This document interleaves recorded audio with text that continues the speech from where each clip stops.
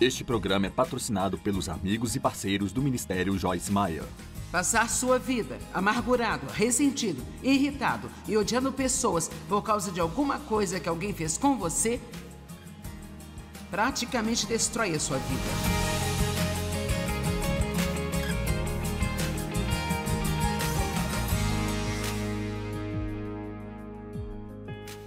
A falta de perdão também impede a nossa fé de trabalhar na oração. Quero dizer apenas, esse único grupo de escrituras, Marcos 11, 23 a 25, deve ser suficiente para nos encorajar a ficarmos de joelhos e perdoar a qualquer um. E você diz, eu tentei, simplesmente não consigo evitar o que sinto. Você não consegue evitar o que sente? Mas o que você tem que entender sobre o perdão é que não é um sentimento, é uma decisão.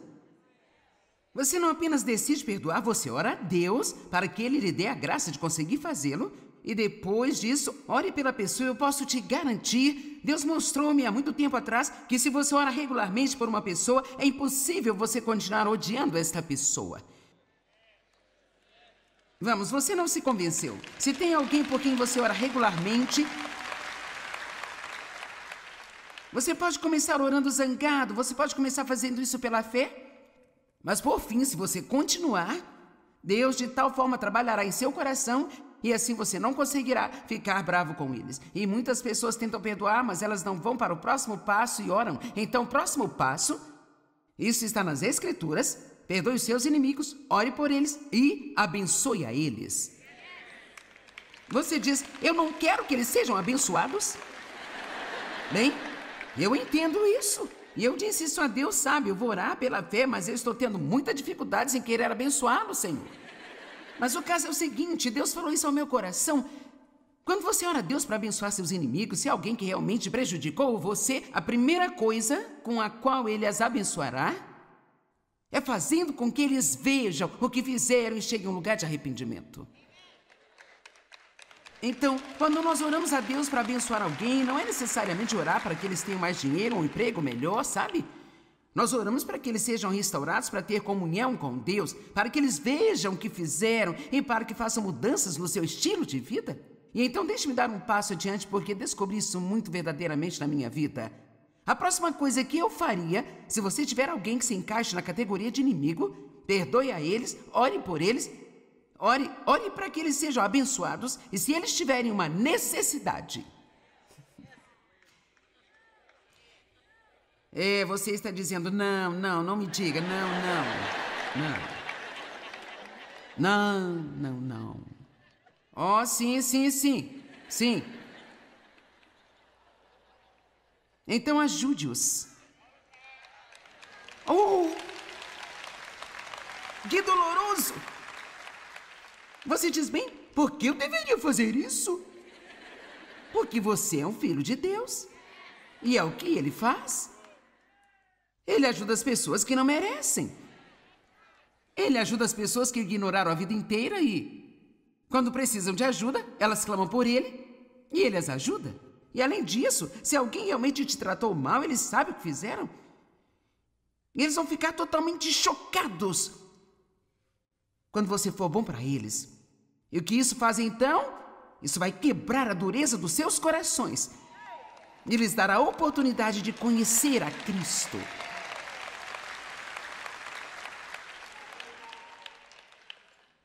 Em verdade, eu lhes asseguro, quem disser a este monte, levante-se e atire-se ao mar, e não duvidar em absoluto em seu coração, mas crê que acontecerá o que ele diz, assim será feito com ele. Portanto, eu lhes digo, tudo o que vocês pedirem em oração, creem, confiem, estejam confiantes que já o receberam e assim lhes sucederá. E quando vocês estiverem orando, se tiver alguma coisa contra alguém, perdoem-nos, soltem, deixe de lado, deixe ir, para que o seu Pai que está no céu também possa lhes perdoar as suas próprias falhas, deficiências e deixá-las ir. Então, o que ele está dizendo? Quando você faz oração de fé e você não duvida, Deus, Ele responde a sua oração. Você crê e então você conseguirá, não diz que conseguirá naquele momento, mas você vai conseguir, há sempre alguma paciência envolvida na fé, alguma espera. Nós não podemos deixar esta parte ir. Quando você orar, certifique-se de que você não esteja bravo com ninguém. Vamos, certifique-se de que você não esteja com raiva de ninguém. Certifique-se de que você não esteja com raiva de ninguém. Será que alguém aqui precisa desta mensagem hoje? Agora, uma outra parábola. O mestre compassivo. O rei teve compaixão pela dívida de um servo que não podia ser paga. Mateus 18, versos 23 a 27.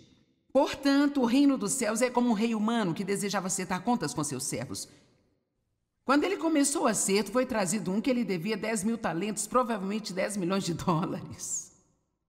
E porque ele não podia pagá-lo, essas são as palavras-chave nesse versículo. Ele não podia pagar, ele não pagaria, ele não poderia pagar. Veja, muitas vezes, quando as pessoas nos feriram, queremos que elas paguem de volta. Mas muitas vezes elas não podem devolver o que elas tomaram de nós. Meu pai abusou sexualmente de mim, ele roubou minha inocência, ele roubou a minha infância. Ele nunca poderia me devolver isso. Foi embora, ele não poderia devolver-me. Mas Deus pode tornar-me como uma criança? Nos meus 50, 60 anos? Veja, Deus é o único que pode pagá-lo de volta pelo que as pessoas fizeram a você, mas Ele não fará se você continuar odiando a elas. Amém? Eu não só queria que meu pai me pagasse de volta, eu tentei fazer com que todos os homens do mundo me pagassem. Eu tinha uma atitude ruim para com os homens. Vamos lá, senhoras, algumas de vocês foram feridas por um homem e você tem uma atitude ruim em relação a todos eles? Vamos, eu sei que você está aí, não haja como se não estivesse. Bem, nem sequer é justo tentar fazer com que paguem por algo que alguém mais tirou de você. Eles não podem pagá-lo. Só Deus pode pagá-lo. Pare de tentar receber de pessoas e vá a Deus. Porque ele não podia pagar, seu mestre ordenou que ele fosse vendido com sua esposa e os seus filhos e tudo aquilo que ele possuía para pagar a sua dívida. Então o servo caiu de joelhos implorando ao rei: tenha paciência comigo e eu pagarei tudo.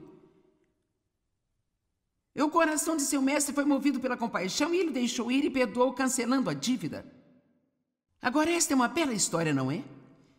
E então há vários versículos que eu posso ler sobre como Deus é tão misericordioso e gracioso, e Deus é tão rápido para perdoar, e sabe, todas as coisas que Ele faz por nós. Mas então a história continua e diz assim, isso é em Mateus 18, 28, mas o mesmo servo, quando saiu, encontrou um dos seus companheiros que ele devia 100 denários, cerca de 20 dólares. Então aqui está um cara que foi perdoado por 10 milhões de dólares. Agora ele encontra um cara que lhe deve 20 dólares. Então, ele está fazendo uma comparação aqui, pelo que nós precisamos perdoar as pessoas em comparação com o que eu preciso perdoar vocês, diz o Senhor. É como 10 milhões de dólares em comparação com 20. Ele o pegou pela garganta e disse, pague-me o que você deve. Então seu colega caiu e implorou, tenha paciência e eu lhe pagarei tudo. Agora eu quero que você veja a estupidez da ira. Mas ele não estava disposto e saiu e mandou para a prisão até que ele pagasse a dívida. Eu nunca tinha visto antes, mas sabe o que eu observei hoje? Ele jogou o cara na prisão, onde não tinha como ganhar sequer nenhum dinheiro ou trabalhar. Então ele disse, eu vou deixá-lo na prisão até que você me pague de volta. Mas não havia como ele pagar de volta enquanto ele estivesse lá. Uau! É muito estúpido. Quando seus companheiros viram o que havia acontecido, ficaram muito tristes e foram correndo contar ao rei o que estava acontecendo. Então seu senhor o chamou e disse a ele, servo desprezível e perverso. Bem, será que Deus pensa que somos desprezíveis e perversos quando nos recusamos a perdoar alguém? Eu perdoei você e cancelei toda a sua dívida porque você pediu a mim. Você não devia ter tido piedade e misericórdia de seu companheiro de serviço como eu tive piedade e misericórdia de você? Vamos, está tendo dificuldade de perdoar alguém? Estas são escrituras muito boas, estas são escrituras importantes. Porque se você não consegue se convencer, a palavra irá convencer você. A palavra tem inerente poder nela. E você precisa conhecer escrituras como essa, ou ter livros cheios de escrituras como esta, onde você combate o bom combate da fé com a palavra de Deus. A palavra de Deus é a espada do Espírito e é uma das nossas armas principais contra o diabo. E então, muito irado, seu mestre entregou aos torturadores até que lhe pagasse tudo o que devia. Assim também meu Pai Celestial irá lidar com cada um de vocês se vocês não perdoarem de coração o seu irmão por suas ofensas. Então ele basicamente diz que se você não perdoar, você será o único que vai acabar torturado. E quantos de vocês sabem que passar a sua vida amargurado, ressentido, irritado e odiando as pessoas por causa de algo que alguém fez com você, praticamente destrói a sua vida? Alguém sabia disso? E alguns de vocês sofreram coisas terríveis, eu sei. Mas você continua a deixar que essa pessoa que te feriu, você está deixando que ela continue te ferindo de novo, e de novo, e de novo, e de novo, todos esses anos. E eu estou lhe dizendo, chegou a hora de você ser livre. Hoje é o dia de você tomar a decisão de deixar isso de lado, de dar isso a Deus. Tome uma decisão. Ore por eles, abençoe a eles, e se por acaso você tiver a oportunidade, você diz, eu não sei sobre isso de ajudar, eu simplesmente não sei se consigo fazer. Bem, eu tenho certeza de que se você assiste muito meu programa, você já ouviu minha história sobre meu pai, mas eu vou falar dela um pouquinho para você. Meu pai abusou de mim por cerca de 15 anos. Centenas de vezes. A minha mãe sabia de tudo que ele estava fazendo e não lidou com ele porque tinha medo de não poder cuidar de mim e do meu irmão. Tinha medo de escândalo. Medo. E seu medo não somente tentou arruinar a minha vida, mas também arruinou a vida do meu irmão e arruinou a vida dela. Ela nunca teve uma vida. É engraçado pensar que ela teve a coragem de ficar com um homem que a espancava, abusava dela, andava com outras mulheres, mas ela não teve coragem de afastar-se dele. Realmente eu nunca entenderei bem isso, sabe? Mas então, quando os meus pais envelheceram, eu tentei não ter mais nada a ver com eles além do necessário. Eu fiz a oração oficial, eu perdoo vocês.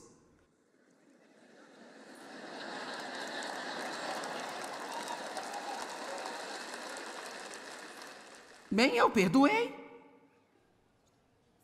Mas, sinceramente, eu lhes vi apenas nos feriados e eu saí o mais rápido que eu podia sair. E quando eles envelheceram, Deus colocou no meu coração que devíamos levá-los para St. Louis, onde vivíamos, porque eles viviam cerca de 2h30 de distância. Compre uma casa para eles. Cuide deles. Assegure-se de que têm o que precisam, leve-os a consultas do médico. Pague alguém para cortar a grama. Ajude-os a obter seus mantimentos. E por aí vai. Bem, para ser honesto, eles eram velhos e eu pensei, bem, quero dizer, primeiro eu disse, não, eu repreendo o diabo. No início eu disse, isso não é, sabe? Eu disse honestamente, não há como ser Deus, não pode ser Deus. Não pode. Quero dizer, eu não queria fazer isso, mas nós fizemos, e isso é uma longa história. E durante 15 anos eu cuidei deles, e depois eles foram para uma casa de repouso que pagamos porque eles não tinham dinheiro. Eles foram para um lar de idosos e nós tivemos que pagar porque eles não podiam pagar. Eu estou lhe dizendo isso porque quero que você se identifique. Mas Deus deu-me a graça de fazê-lo. Você não precisa gostar de tudo que você faz. Amém? Certo, tudo bem. Eu vou deixar isso aqui, eu vou continuar com isso, então eu vou ligar os pontos nesta última história aqui. O amor e o perdão, eles são inseparáveis. Lucas 7, verso 36. Um dos fariseus convidou Jesus para jantar com ele. E ele entrou na casa do fariseu e reclinou-se à mesa. Agora, isto seria como sentar-se à mesa, só que eles realmente se reclinavam à mesa. Eles tinham os bancos longos, algo parecido com um sofá onde eles se apoiavam em um braço e comiam. Então aqui temos esse grande jantar acontecendo. Agora, então uma mulher da cidade, que era uma pecadora especialmente perversa, quando ela soube que Jesus estava comendo à mesa da casa do fariseu, ela entrou na casa de Simão trazendo um vaso de alabastro com perfume. E não nesses versículos aqui em particular, mas outro versículo diz: e ela quebrou o vaso de alabastro e derramou perfume. Eu quero lhe dizer hoje que você tem muitas coisas boas aí dentro de você. Mas a carne tem que ser quebrada.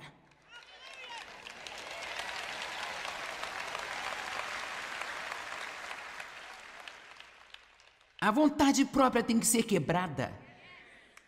Amém? O egoísmo tem que ser quebrado. E depois, colocando-se atrás dele, a seus pés, ela começou a chorar. E ela chorava profusamente, tanto que ela molhou os pés dele com as suas lágrimas e depois os enxugou com seus próprios cabelos e beijou seus pés carinhosamente, e então ela os ungiu com perfume. Agora, você pode imaginar uma cena como esta? Quero dizer que primeiro de tudo, ela não era apenas uma mulher. Ela era uma mulher especialmente perversa. Então, quando ela entrou ali, todos acharam ruim a entrada dela naquela casa. Pessoas religiosas. Ainda somos do mesmo jeito. Nós oramos por um avivamento e se tivéssemos teríamos um ataque, nós não saberíamos o que fazer com as pessoas que viriam à igreja, porque elas não cheirariam bem, elas não se pareceriam com você, não agiriam como você. E nós faríamos. E oramos pelo avivamento na próxima reunião de oração, sabe? Mas esta é uma outra mensagem. E assim, quando ela foi e tocou em Jesus, e ele a deixou tocá-lo, sabendo qual era a ocupação dela, e muito possivelmente, aquele perfume que ela derramou sobre ele tinha sido obtido com o dinheiro de sua ocupação.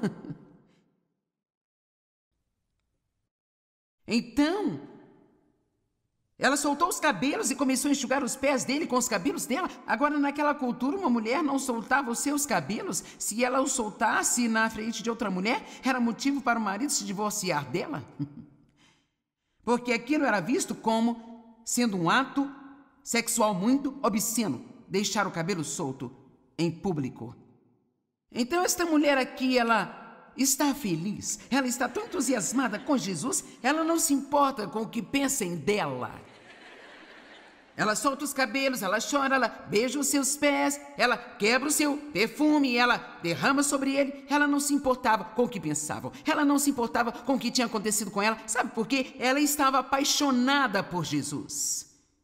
Agora, quando o fariseu, versículo 39, que convidou Jesus, viu aquilo, ele disse a si mesmo: se este homem fosse profeta, certamente saberia quem é e que tipo de mulher é essa que o está tocando. Porque ela é uma notória pecadora, uma marginalizada social, dedicada ao pecado. Mas sabe o engraçado? Era que Jesus preferia sua companhia do que a dos fariseus religiosos.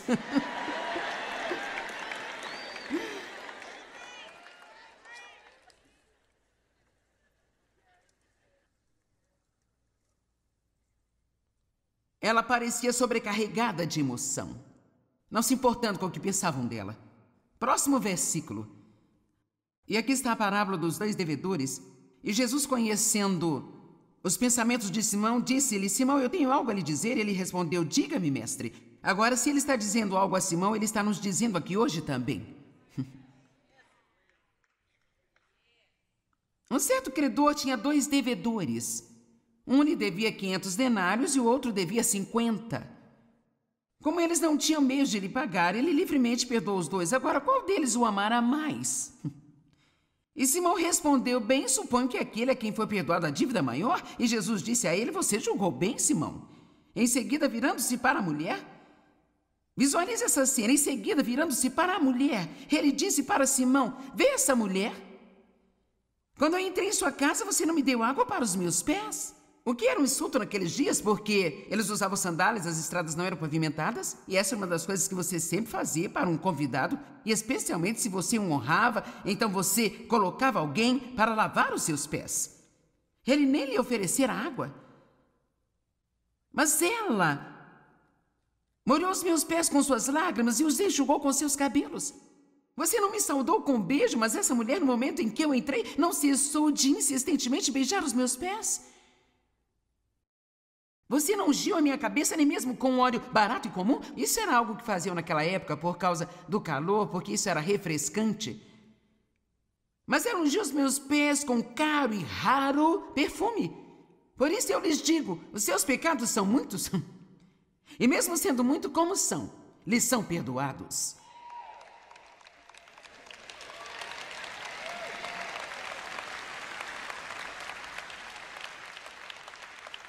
Porque ela amou muito. Mas aquele a quem pouco é perdoado, pouco ama. Ele olhou para a mulher e disse, os seus pecados estão perdoados. Então aqueles que estavam à mesa com ele começaram a dizer entre eles, quem é este que até perdoa pecados? E Jesus disse à mulher, a sua fé te salvou. Vá em paz de todas as angústias experimentadas como resultado do pecado. Certo, se 2 devedores são perdoados, um é perdoado muito mais do que o outro, quem vai amar mais? Bem, aqui Jesus está fazendo uma conexão entre o amor e o perdão, e eu quero apresentar isso para você assim. Quanto mais Deus nos perdoa, então mais devemos amá-lo. Eu acho que alguém que está tendo dificuldades em realmente se apaixonar por Jesus, então com certeza você realmente não percebeu o que você era. Porque você está muito ocupado julgando todos os outros. E ele está dizendo, ele está colocando isso no contexto. Ele está tentando ensinar aqui uma lição sobre nós perdoarmos outras pessoas. Essas parábolas não são apenas para nos contar histórias agradáveis, então nós vemos que nós precisamos perdoar as pessoas, porque ele perdoa as pessoas. E aqui está o que acontece, ouça-me. Quando alguém realmente maltratou você, e você tomou a decisão de perdoar a eles, de orar por eles, de abençoar a eles, e até mesmo de estar disposto a ajudar a eles, se isso for algo colocado por Deus diante de você, então eles sentirão o amor de Deus através de você. O meu pai era tão mau quanto qualquer ser humano pode ser. Não se preocupava com o relacionamento com Deus, zombava das pessoas que iam à igreja e tinham um relacionamento com Deus. Mas 3 anos depois de eu comprar aquela casa para eles, de eu estar cuidando deles, minha mãe ligou-me um dia e ela disse, seu pai está chorando por cerca de 2 semanas, ele quer que você venha aqui. Agora, meu pai nunca tinha se desculpado comigo, sabe? Nunca tinha admitido o que tinha feito, nunca tinha assumido qualquer responsabilidade.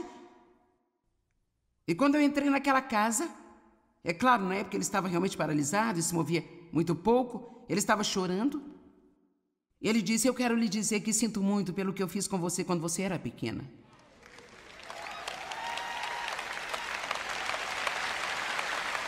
Agora,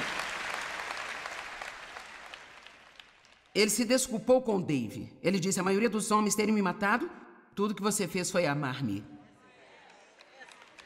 Veja, as pessoas não podem. Deixa eu te dizer uma coisa. Você quer fazer um evangelismo realmente poderoso? Comece a perdoar aquelas pessoas que mais machucaram você. Ao invés de ficar bravo com elas porque não amariam a Deus como você e não serviriam a Deus como você. Não falo de deixar as pessoas se aproveitarem de você. Eu não estou falando sobre não se defender. Estou tentando mostrar-lhe um princípio espiritual.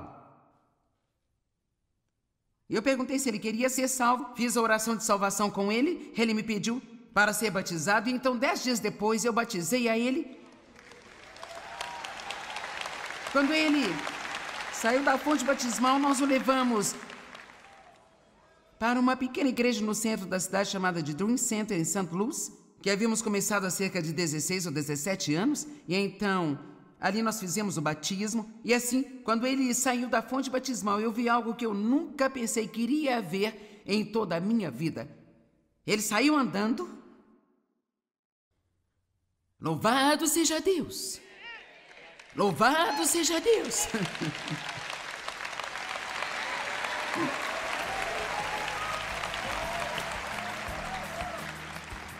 Como as pessoas perdidas neste mundo sentirão o amor de Deus se não vier através de nós?